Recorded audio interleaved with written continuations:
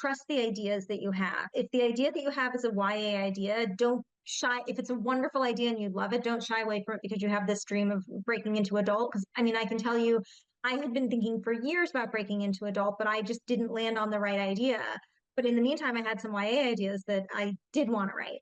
Um, and I think even actually when I got the idea for Such Sheltered Lives, initially I wasn't sure if it should be a YA or an adult. I had an idea for both executions. I had a sense of how I could write it both ways.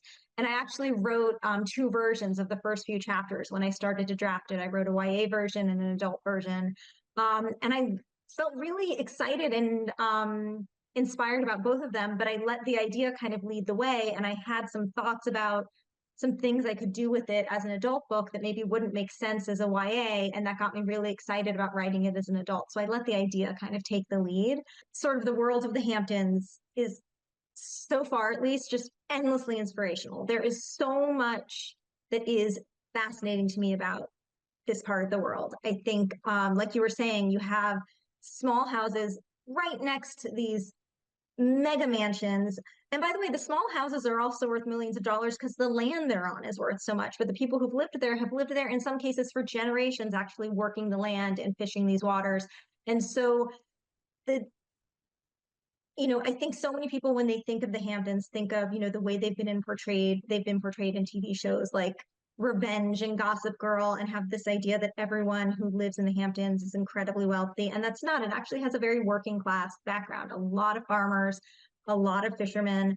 And it has this really deep history. I don't know if I'm going to get this right, but Southampton, I think, is like the oldest English speaking settlement in America. Don't quote me on that. I mean, I know I'm obviously being recorded, you'll quote me, but I'm not positive that's right. But there's also this very long history. And so it's just like a fascinating part of the world. The haves and the have-nots are right next to each other. And I think, and sadly, like the people who have lived here for generations, in many cases, are getting priced out of these. Their children can't afford to live here. So it's unfortunate. But in any event, so I think it's just endlessly interesting, endlessly inspirational to me, and I think in the world of Russia's recovery, I set it on Shelter Island because, again, I wanted to give a sense of real isolation. Like the Hamptons themselves in the wintertime already feel very isolated, or can already feel very isolated, because they do empty out a lot in the wintertime versus obviously in the summertime when it's packed. And I think Shelter Island just takes that to the next level. You can only get there by boat. It can feel very quiet in the winter. And I think then I took that a step further by putting my characters in a place that's behind gates that, is even isolated one step further. So for one thing, none of them are near their home. They're from, in some cases, California, in another case, the UK. And then they have to fly into JFK to get close, then another trip from JFK to Long Island, then another trip on a boat to Shelter Island, and then another, behind a gate once they get to Russia's recovery, the treatment center. So I wanted to give like a real sense of isolation, and it's not a place you can just leave. You can't just say, you know what, I've had enough, I'm leaving. It's not just dialogue for me, because this book is told from three different first-person narrators. So it's also just their voices in their head, their internal monologue, as well as their external dialogue.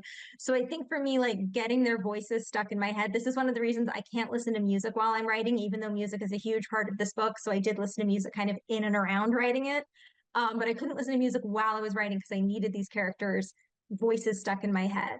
And I think once I kind of land, like you said, like Lord Edward has a British accent, so that kind of voice in my head. But he's somebody who's lived in America since he was a teenager. So he doesn't have a lot of Britishisms, which was important to me because I didn't want to get that wrong. And so I think, once I knew their voices in their head, but these are also characters who self-edit. The voice in their head is different from what they want to say out loud because they're all holding their cards very close.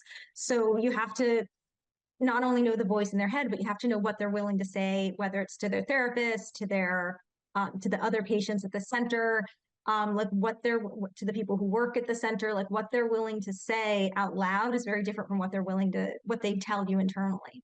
I mean, I think that is exactly what propelled the plot, is how do we get these characters who are not willing to share very much, who are holding everything so close and have so many secrets?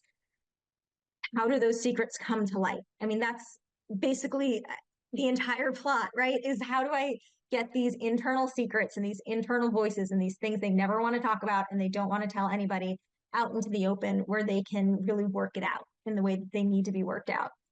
So I think that is kind of the propulsive, that's what's propelling the plot. And I think with these characters, they, particularly with people who are supposed to be there to help them, their therapists, they don't want to tell their therapists anything. They want to keep all of that to themselves. So when things do come out, it usually is not always, but most of the time it's not to the therapist. It's to another patient at the center or someone who works at the center in another capacity. So I think,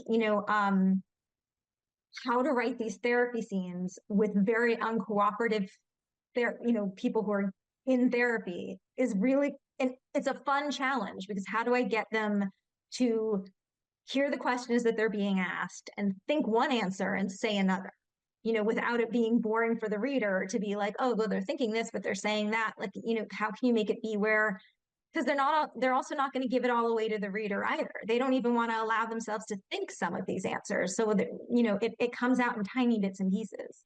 I like an outline. I'm an outliner, so I have an outline while I'm writing. I still think that is like the moment of creation because I'm figuring it out while I outline. So I end up having like a whole other step in my writing process because I have to, and I see an outline very much as a guideline. Absolutely, things change along the way. And so, I love an outline, but I'm not like married to my outline. My outline is, more like a situationship where we can, it's not super serious. But I think I really like to know where I'm going. There's a quote, well, I don't remember who said it. There's this fabulous quote. I want to say it's Tolkien, but I'm sure that's wrong. That like having an outline is, it helps when when you know where you're going to have a map, when you know where you want to go to have a map. And it's said much more beautifully and poetically in this quote that I cannot remember whom to attribute it to. But it just, I find it, I like having a map, but I also like having the freedom to veer off course and explore and take the scenic route.